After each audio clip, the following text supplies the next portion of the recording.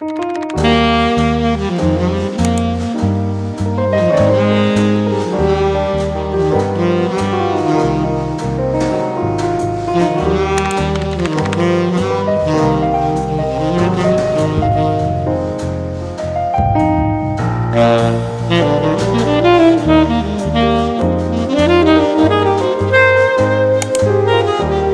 everyone, welcome back to my channel. My name is Rin. Thank you so much for clicking on this video. So I wasn't actually planning on filming this video, but I have this project that I need to do, and my mom was like, you should film it, and I was like, you know what, I should film it. So this is a little bit of a different style of art than what I have been sharing on my channel up until this point. It's also a very different style of art than what I usually draw, but basically the backstory here is I wanted to paint something for a Secret Santa I am a part of to go with my gift I'm giving to someone, and I had seen this painting of some houses and some farms. So I felt really inspired by that. So here I'm just sketching out everything. I don't draw landscapes at all, but it is something I've really been wanting to work on and get better at. So this seemed like the perfect opportunity to practice.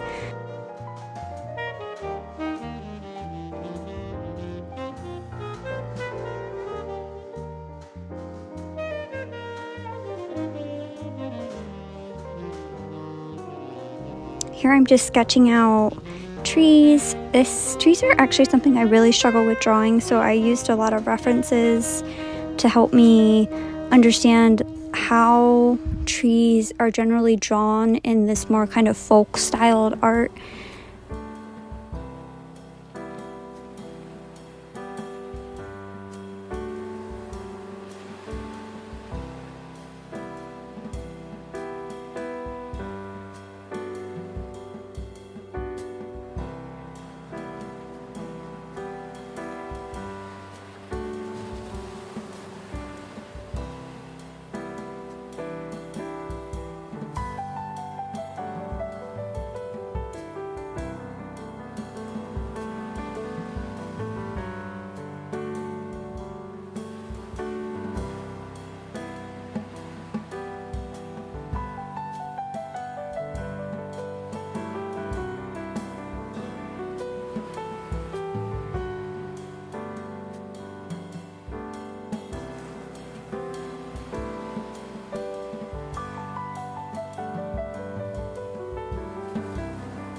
My sketching process actually went a lot faster than I expected it to, just because I was drawing something I was very unfamiliar with. But here I'm just adding details to the fields. I also wanted to add a tractor, and so I looked up some reference drawings and was working on trying to create what looked like a tractor. And you'll see in a second here, I didn't like how this first one turned out at all. I didn't like the perspective of it, and so I erase it all and restart. I don't really have any special sketching tools. I just use kind of whatever pencil I have usually, and a kneaded eraser. And then I also have this little pencil eraser my mom got me that you can get into really small areas, and it's amazing. I highly recommend them. I think she just got it off of Amazon.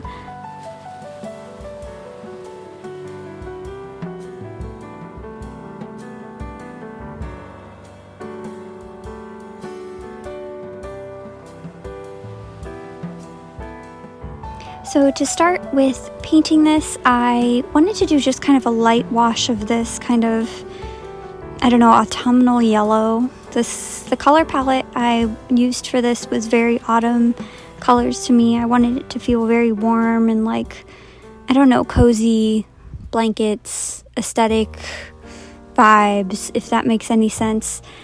But I used this water pen my mom had given me a while ago, and oh my gosh, I absolutely love this thing. I wish I had used it before. I highly recommend, if you are someone who has seen people use water pens and or have kind of contemplated buying one yourself, highly recommend it. That thing was absolutely amazing doing the background, because it just is so easy to keep your paint wet and get a nice smooth finish over your project. This is also the first time in a while I've painted on actual watercolor paper. I can just hear my mom always telling me, you need to paint on good paper, and yes, it's true. Painting on actual watercolor paper makes such a difference. This was such a nice experience because I painted on actual watercolor paper.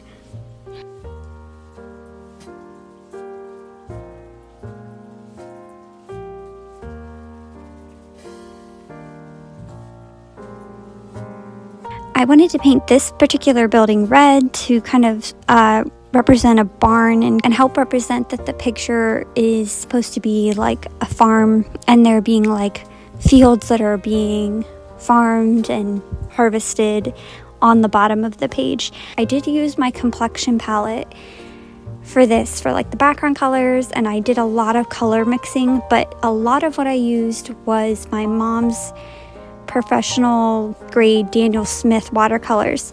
So as always, thank you to my mom for letting me borrow her watercolors. They are so nice. I never link them in the description because she bought all of them on Etsy, like individually. I think they are half pans. So if they are something that you would be interested in buying, I know she just like looked on Etsy for Daniel Smith watercolors, and I believe there are a couple different sellers that you can buy like some smaller pan versions of the watercolors instead of buying like a big tube if you're concerned that you wouldn't work through a big tube. I will say though, they are hands down the best watercolors I've ever used. I know my mom really loves them as well, so I'd highly recommend if you are looking to get a really high grade watercolor, the Daniel Smith professional grade ones are incredibly nice.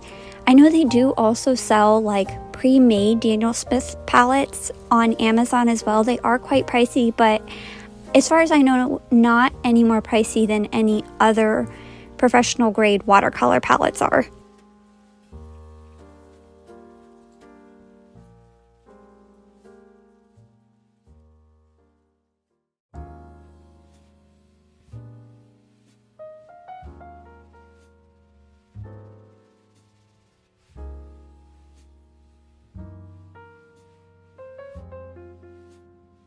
Here I am just layering the colors. Once they dry, I'll put a second layer on. I wanted all of these colors to be pretty pigmented and vibrant as best as I could get them.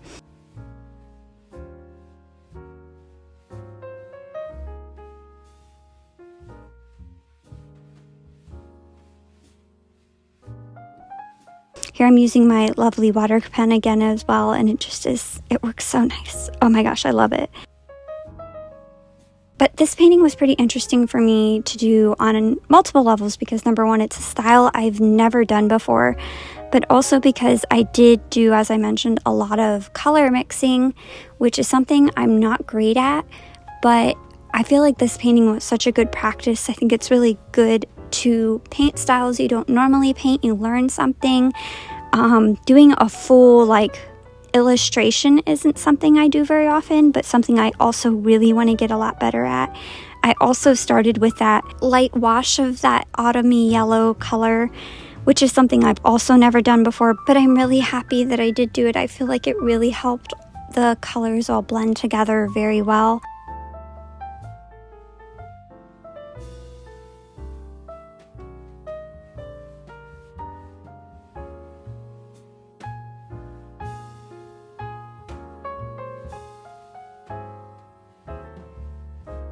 Oh my gosh, here I was using my water pen and I love it, even though this happened, but I accidentally pressed too hard and too much water came out, and so I didn't have a tissue or a paper towel with me anywhere, and so I was trying to grab my paintbrushes and mop up some of that water, and the one paintbrush I grabbed, I have no clue how this happened, but it apparently still had blue ink in it, and I had a little panic of oh my gosh, did I just ruin this? No. It was wet enough that I grabbed a tissue real quick and wiped it up, but I thought I was gonna have a Pokemon marker drawing, if you saw that video, that experience part 2, and I just was not mentally ready for that experience again yet. but I keep doing lots of layering, going back over pretty much every color twice, and then I actually at the end will go over it again with some colored pencil just to really get the values as deep as I would like them to be. I loved painting these trees. I want to paint more trees like this. I think they were just very fun to paint, very therapeutic, and it was almost like doing coloring. Like, it felt very therapeutic because they're just so, I don't know, they were just a lot of fun to paint. I have had quite a few questions about this brush I'm using. It's just a Master's Touch 2000 script brush, I believe.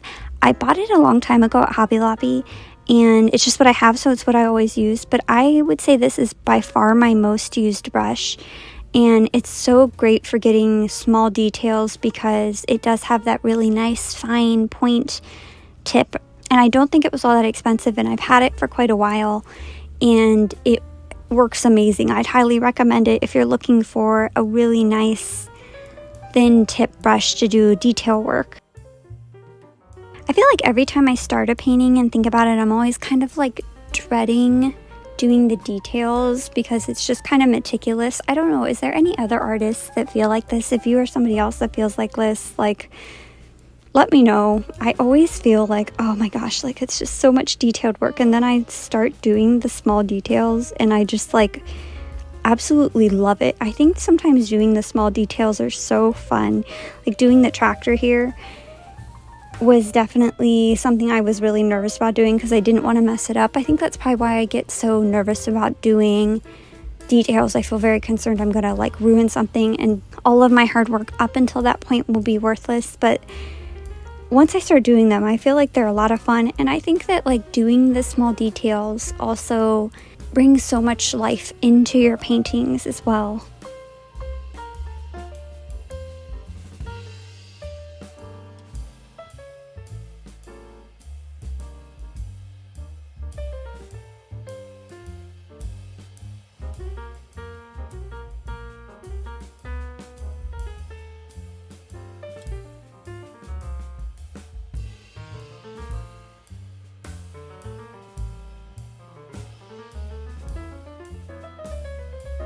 Here I wanted to add some pine trees, and I didn't like how this particular pine tree turned out, so when you don't like how it turns out, you just paint over it. I don't know, I felt like it wasn't a happy accident for me. It needed painted over. I didn't like how it looked, and I felt like adding that extra plant on the other side ended up filling that side out a little bit anyway.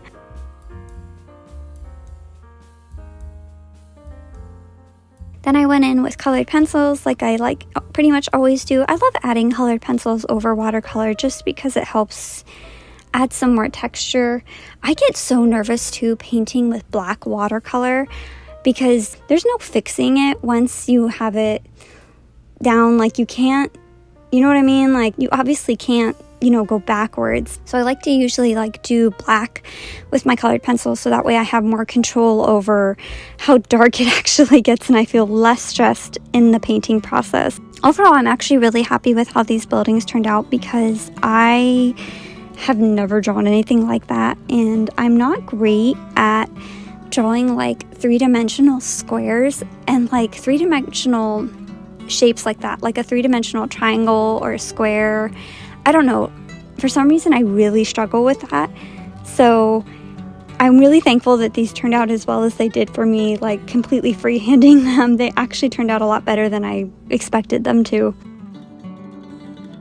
Here again, I'm just going over spots and darkening it with the colored pencils just so I have full control over how dark things get. And then the last painting I wanted to do was just to paint in those rows of crops kind of in the fields.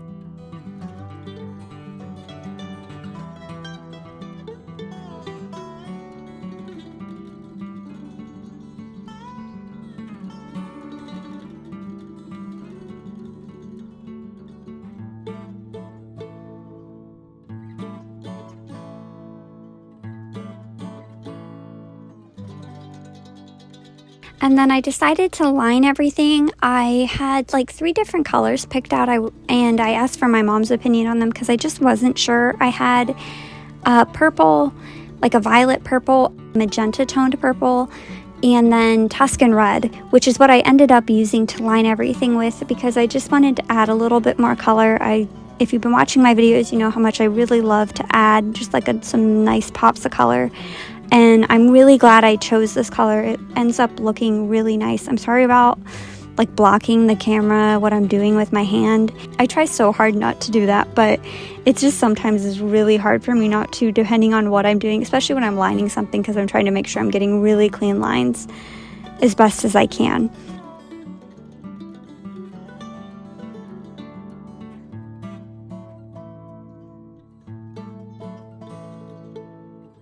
And then I also went and added some shading on some things with that Tuscan red. I wanted to just pull it more into the picture and also add some extra depth to the whole piece by doing that.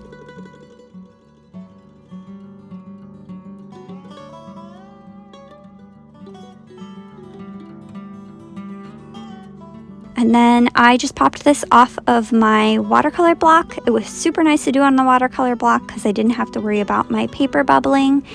And yeah, this is the finished piece of art. Let me know what you think of it, because this is a style very, very different from what I have normally done.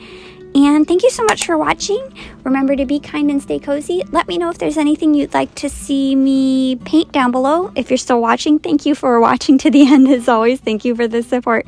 And I'll see you in the next video. Bye!